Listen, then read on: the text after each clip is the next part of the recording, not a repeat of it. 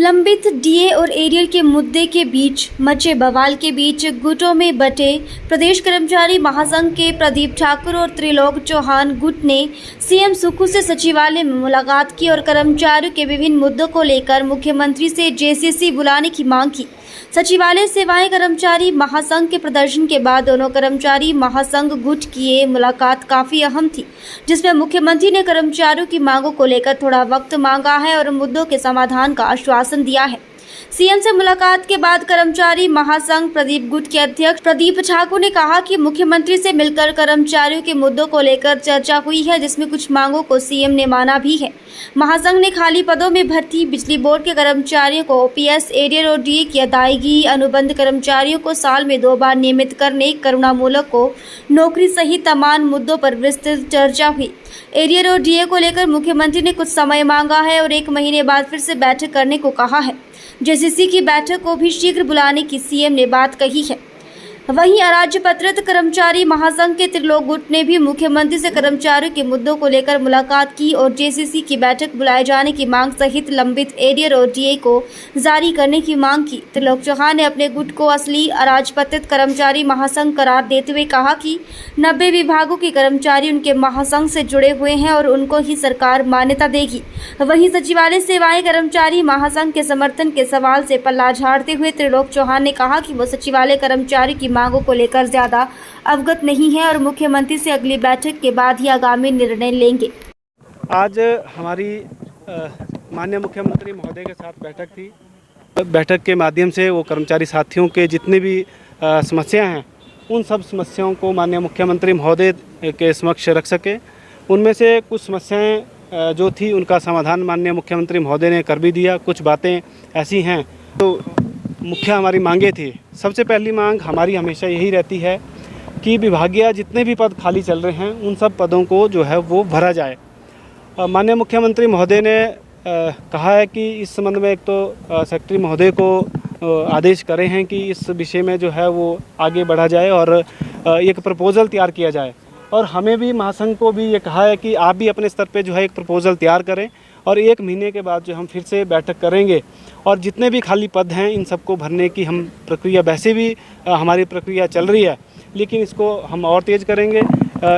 इस विषय को हमने पहले नंबर पे इसलिए रखा है क्योंकि हमारे जो कर्मचारी साथी हैं, सबसे पहले तो कर्मचारी साथियों को काम का जो बोझ कर्मचारी साथियों के ऊपर है उस बोझ को जो है वो कम करना हमारा उद्देश्य है। और उसके साथ साथ अगर ये सारे खाली पद भरते हैं तो कहीं ना कहीं हमारे जो प्रदेश के बेरोज़गार युवा हमारे साथी हैं, जिनके भी लगातार हमें फ़ोन कॉल के माध्यम से, सोशल मीडिया के माध्यम से लगातार मैसेज आते हैं कि आप हमारे लिए भी कुछ कीजिए, तो ये सीधा एक तरीका था जिससे हमारे कर्मचारी भी लाभान्वित हो सकते हैं और हमारे बेरोज़गार साथी भी इसमें जो है उनको भी लाभ मिलेगा। क्योंकि जो आजकल बड़ा ज्वलंतम मुद्दा है हमारा डीए, हमारा एरियर और वेतन में जो त्रुटियां हैं, तो माननीय मुख्यमंत्री ने ये कहा कि जैसे कि मैंने पहले भी कहा था कि हमें 5-6 महीने का समय चाहिए, लेकिन हमने इस विषय में बिल्कुल स्पष्ट रूप से कहा कि 5-6 महीने बहुत ज़्यादा हैं। क्योंकि आप सब समझते हैं हमें 1 जनवरी 2023 से जो है वो डीए नहीं मिला है। हमने बिल्कुल स्पष्ट शब्दों में कहा कि हमें जो है डीए तुरंत प्रभाव से दिया जाए। माननीय मुख्यमंत्री महोदय ने अपनी इसमें मजबूरियां भी बताई कि जो हमारा प्रदेश का कोष है उसमें इस समय जो है इस स्थिति में वो नहीं है कि हम जो है डीए आज या कल 1-2 दिन में अनाउंस कर सकें। लेकिन इस विषय में जो है मुख्यमंत्री महोदय ने कहा कि 1 महीने के अंदर फिर से हम बैठक करेंगे और आपका डीए जो है हम जल्द देंगे। और हमने ये भी कहा है कि कम से कम जो है दीपावली से पहले हमें किसी भी हाल में जो है वो डीए मिलना चाहिए और 1 महीने के अंदर फिर से हमारी जो है सरकार के साथ बैठक होगी और सरकार के अधिकारियों को भी निर्देश दिए गए हैं कि कैसे हम जो है डीए और एरियर जल्द दे सकते हैं। इस विषय में काम किया जाए। और नेक्स्ट देखिए, सचिवालय के साथियों ने जो मांग उठाई है वो कर्मचारियों के लिए ही उठाई है। हम उनसे अपील करते हैं और हमें ये भी थोड़ा हमें जानकारी मिली है, लेकिन अभी मैं इस बात की पुष्टि नहीं कर सकता कि उनकी बैठक भी माननीय मुख्यमंत्री महोदय से होगी। और मुझे पूरा विश्वास है अगर उनकी बैठक माननीय मुख्यमंत्री महोदय से होती है तो ज़रूर कुछ ना कुछ निकल कर आएगा। क्योंकि जो प्रदेश के मुख्य हैं वो कर्मचारी कर्मचारी हित में जो है काम करने में विश्वास रखते हैं। कर्मचारी हित ही नहीं बल्कि पूरे प्रदेश के आम नागरिक के हित में भी काम करने में विश्वास रखते हैं। और संजीव शर्मा जी हमारे मित्र हैं, हमारे बड़े भाई हैं, उनका मार्गदर्शन हमें पहले भी मिला है। हम भी उनसे बात करेंगे और क्या और दिखते हैं कैसी हैं, क्योंकि सचिवालय में ये लोग हैं तो इनको ज़्यादा है या नहीं है।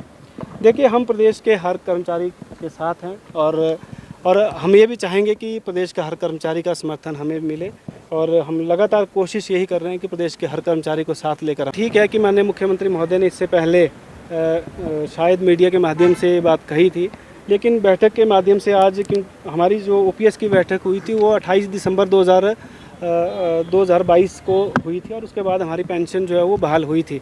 उसके बाद आधिकारिक जो बैठक है, खास करके इस मुद्दे को NPSCA संगठन की ओर से लीड किया जा रहा है और NPSCA की जो आधिकारिक बैठक है वो माननीय मुख्यमंत्री महोदय से नहीं हो पाई है, लेकिन NGO फेडरेशन के माध्यम से आज हमारी जो बैठक हुई है उसमें बिल्कुल माननीय मुख्यमंत्री महोदय ने इस बात को स्वीकारा है कि ये जो पेंशन है इसको जल्द दे दिया जाएगा। और जब ये हमें भी लगता है कि जब जो व्यक्ति या जो मुख्यमंत्री 1,36,000 में से 1,30,000 को पेंशन दे चुके हैं वो 6,000 को भी ज़रूर देंगे।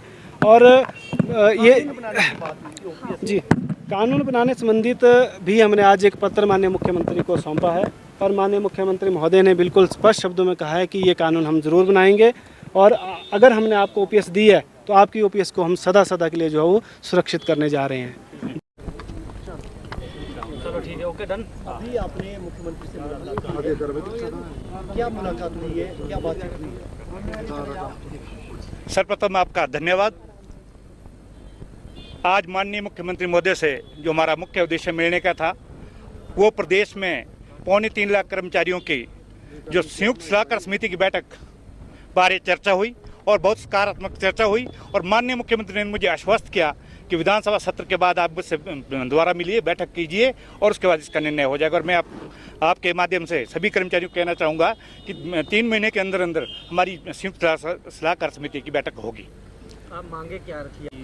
मान्यता मिलनी चाहिए, किस संगठन को मिलनी चाहिए? मैंने माननीय मुख्यमंत्री महोदय से कहा, मैं जिस संगठन से आता हूँ, मैं हिमाचल प्रदेश शिक्षा विभाग में कार्यरत हूँ और वर्तमान में मैं हिमाचल प्रदेश गैर कर्मचारी महासंघ का प्रदेश अध्यक्ष और 5वीं बार अध्यक्ष हूँ और उस संगठन में लगभग 35,000 कर्मचारी है। माननीय मुख्यमंत्री महोदय सब बातों को जानते हैं, किसे मान्यता मिलनी है, किसे ना मिलनी है, जिनके साथ कर्मचारी है मान्यता उनको मिलेगी। माननीय मुख्यमंत्री महोदय ने यह आश्वासन दिया है और मुझे पूर्ण विश्वास है कि हिमाचल प्रदेश राज्य कर्मचारी महासंघ की जो संयुक्त सलाहकार समिति की बैठक होगी वो त्रिलोक ठाकुर के संगठन के साथ होगी और वो भी हमारे बड़े छोटे भाई है। उनसे भी निवेदन है कि वो इस मंच पे आए और कर्मचारियों के जो मुद्दे, ज्वलंत मुद्दे हैं जिसमें कर्मचारी भी परेशान है, सब मिलजुल कर इन मुद्दों का सॉल्यूशन निकालें और सॉल्व करें।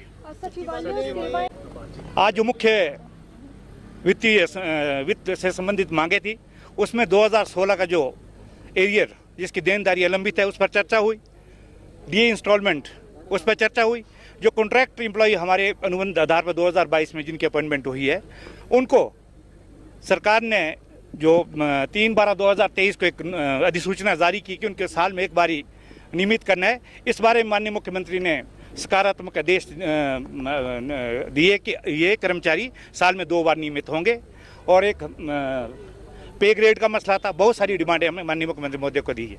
आपसे पहले प्रदीप ठाकुर यहाँ क्या परिस्थितियाँ रही है मैं इस बारे में कुछ कहना नहीं चाहूँगा, ये सभी लोग सक्षम है क्या कारण रही है, लेकिन हिमाचल प्रदेश राज्य कर्मचारी महासंघ जब तक किसी को मान्यता नहीं मिले तब तक संगठन कर्मचारी को जोड़ना भी बड़ी मुश्किल है। लेकिन जो हमारे साथ कर्मचारी जुड़े हैं, जिस तरह से मुझ पर दबाव बना, बार बार माननीय मुख्यमंत्री महोदय से हमने मिलने की कोशिश, बार बार डिमांड चार्टर सौंपे, लेकिन मैं एक दाव के साथ कहना चाह रहा हूँ कि माननीय मुख्यमंत्री के जो कर्मचारी के प्रति जो रवैया रहा हमेशा सकारात्मक रहा है। मैं जो कहना चाहूँगा OPS बहाल की, वो भी एक इनकी दृढ़ इच्छा शक्ति थी। कर्मचारियों की जो 2 DA किस्तें जारी की वो भी एक इनकी इच्छा शक्ति से हुआ है।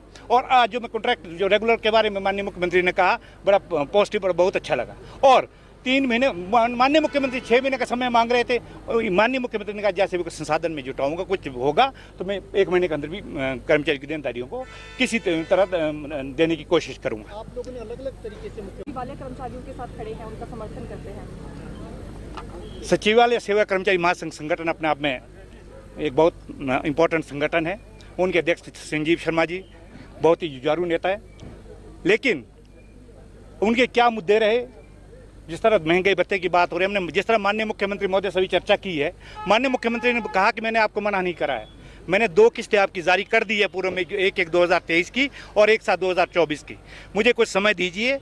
और जो माननीय मुख्यमंत्री ने हमें आश्वासन दिया है, अगर माननीय मुख्यमंत्री उस बात पर खरे नहीं उतरते हैं, उसके बाद हम अगली रणनीति बनाएंगे, सोचेंगे 3 महीने के बाद। पहले जेसीसी की बैठक होगी, ये निश्चित है।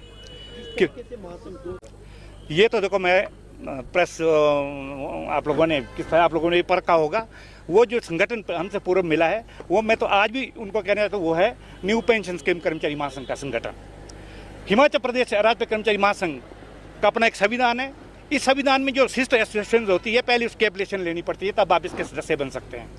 वो कर्मचारी हमारे छोटे भाई, वो कर्मचारी अभी तक संगठन के सदस्य भी नहीं है। मैं उनसे कहना चाहता हूँ, आप किस विभाग से आते हो, आपकी एसोसिएशन कौन सी है? एकदम आप NPSI और एनजीओ फेडरेशन खड़ा कर दिया। मैं सभी से निवेदन करना चाहूँगा, कर्मचारी को गुमराह मत करिए। कर्मचारी की बहुत वित्तीय मांगे लंबित है, इनका हमने निराकरण करना है। ये तभी संभव हो पाएगा अगर कर्मचारी इकट्ठे होंगे। मैं दावा के साथ कह सकता हूँ कि 90 विभागीय संगठन के सभी कर्मचारी मेरे साथ जुड़े हैं, और जिस संगठन से मैं खुद भी आता हूँ, ये अपने आप में बहुत बड़ा संगठन है। वो भी यही दावा कर रहे हैं कि उनका भी अब कहने का आप समय के साथ साथ देखते जाइए, पर जिसके साथ कर्मचारी है जैसी उसके साथ होगी। माननीय मुख्यमंत्री का हम धन्यवाद दिए। आप सभी लोग जानते हैं, मेरे साथ जो कर्मचारी मेरे साथ जुड़े हैं, वो अपने विभागों में 3-3, 4-4 टर्नओवर से अध्यक्ष और मास्टर बने हैं, बाकायदा इलेक्टेड लोग हमारे साथ आए हैं।